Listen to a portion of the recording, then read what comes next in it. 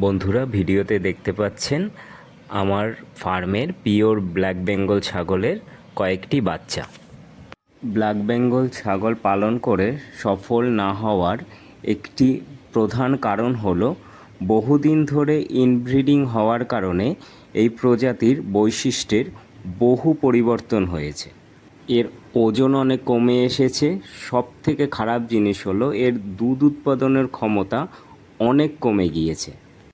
ফলে এর বাচ্চার বৃদ্ধি ঠিকঠাক হয় না, বাচ্চা দুর্বল হয়ে পড়ে খামারিরা বেশিরভাগ ক্ষেত্রেই লসের সম্মুখীন হয়।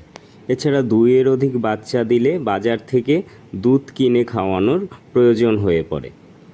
তাই উন্নত মানের ব্ল্যাক বেঙ্গলের প্রজাতি সংগ্রহ করতে না পারলে ব্ল্যাক বেঙ্গল ছাগল পালন করে লাভবান হওয়া প্রায় অসম্ভব। তবে উন্নত প্রজাতির ব্ল্যাক বেঙ্গল ছাগল খুঁজে পাওয়া এখন খুবই সমস্যার ব্যাপার। এই ছিল বন্ধুরা, ধন্যবাদ।